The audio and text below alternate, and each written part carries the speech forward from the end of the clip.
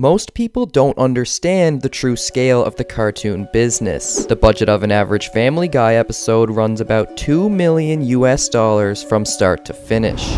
That's about $100,000 every 60 seconds that passes. Family Guy has been on an upwards rise since its release in '99, and is quite possibly the most iconic cartoon series to ever air on television. With that said, it's episodes like this one, Road to the Multiverse, that really solidify that statement.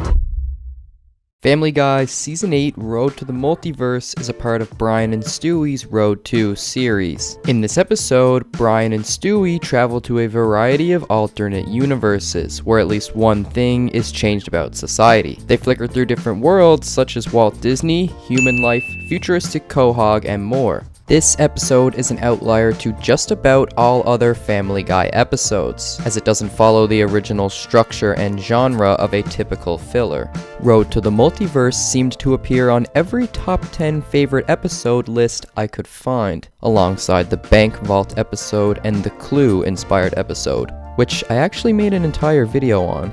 But the thing is, this episode is different. In fact, most fan favorite episodes are different. And they all have one thing in common, and you should stick around to the end of the video to understand what that is. The 5-star episode we're diving into right now is Family Guy's Season 8, Episode 1, Road to the Multiverse. In this episode, one scene that really shines is the Walt Disney segment, where Brian and Stewie wind up in a universe where everything is Disney. From vocals, setting, dialogue, smooth motion, and everything Disney animation is ever known for. And let me tell you, Family Guy nailed this scene, so much so that it still has me wondering if they paid a third party to edit this masterpiece for them. The scene is about 2 minutes long. The entire Griffin household sings a song about their love for pie. It's a wonderful day for pie. I mean, come on, take a careful look and really appreciate the animation of this scene. The shape of Stewie's head is more representative of a baby. It's more Disney-like. The sides of his head aren't so pointy. His ears are normal human size, and his eyes are how a baby's eyes should look. Innocent. And look at this Quagmire bird. It still resembles a cute animal while still having Quagmire's ugly chin, and they managed to make it look less ugly. We also see the Disney versions of many more: Peter, Lois, Cleveland, Joe, Adam West, Tom Tucker, Herbert, and Mort Goldman. They even managed to accurately place Joe's face on a kettle, a reference to Disney's Beauty and the Beast. Cleveland, Joe, Quagmire, Adam West, and Tom Tucker also chime in on the song about pie. The song ends with Herbert, as a witch, opening the front door to the house and asking if the Griffins would like to bake some pies with his apples. And this is where the Disney scene completely loses its innocence.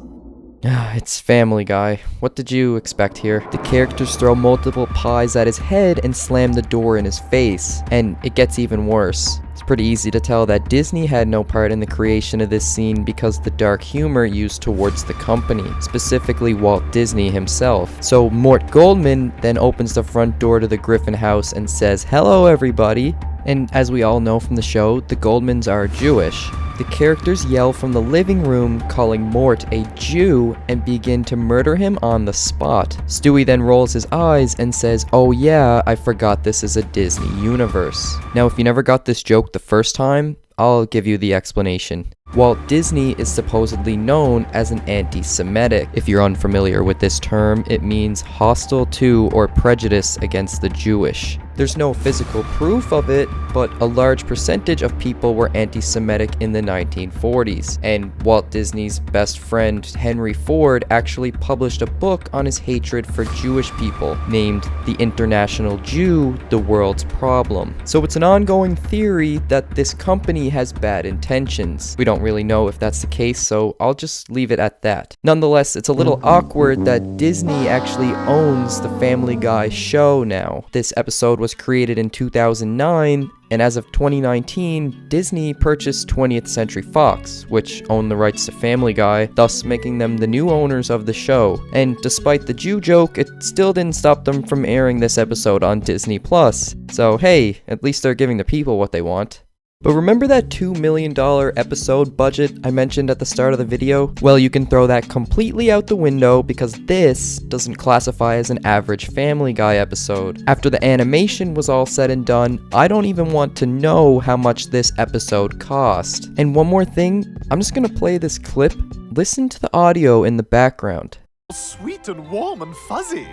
It seems we're in a universe where everything is drawn by Disney. Literally everything is Disney-like. The attention to detail was hit out of the park on this one, and a huge round of applause to Family Guy for pulling it off. And apart from the Disney universe they travel to, this episode is packed with so many more interesting scenes. The show starts off at a carnival in Quahog, and at first glance, there's nothing out of the ordinary. You would never be able to tell that this is going to be some sort of standout episode. Stewie then introduces Brian to his new pet pig, and this thing is massive. Brian asks him where he got the pet pig because it's clearly an anomaly, and Stewie explains that it's from another dimension. The story flashes forward to Stewie's bedroom, where he introduces Brian to his device that can instantly take you to any other universe at the same instance in time. Brian wants to see how it works, so they fire up the machine and travel somewhere new. Their first universe is a more technology advanced Quahog, where Meg isn't ugly, you can poop in your pants with no toilet paper, and Quagmire has an electric device that tells him when he contracts AIDS.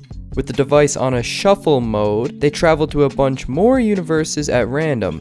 A Flintstones version of Quahog, a Quahog where everyone is Japanese, a universe where everyone has two heads, a Quahog stuck in an ice age, a universe where everyone walks around holding their poop, the lovely Disney universe, the Robot Chicken universe, and a bunch more universes. They wind up in a place where dogs own humans as pets. This means the entire Griffin family are canines and own a human version of Brian as a pet. The show eventually concludes with this human version of Brian following the real Brian and Stewie back to their home universe to set out on a mission to make something of himself. But as cool as I thought this was, to have a human and dog version of Brian walking around Quahog in the same universe the show takes place in, it never lasted long, because this episode finishes with human Brian getting smoked by a car on the street.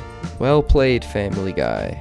The earlier years of the show has some of the most entertaining episodes of Family Guy that have ever been made. The show isn't owned and operated by the original crew now, since they sold the rights a few years ago. Seth MacFarlane, the creator and voice of many characters in the show, openly said in an interview that he has no control over what the show is evolving into. So it's been a fear of many people that we won't ever see the best of Family Guy anymore. The original writers have proved themselves time and time again, with the creation of episodes like this one and many other fan favorite episodes. This episode stands out as it's the perfect balance between adventure and humor. It gives the audience that same sweet taste of Family Guy while also keeping the story engaging by relating to real-world content.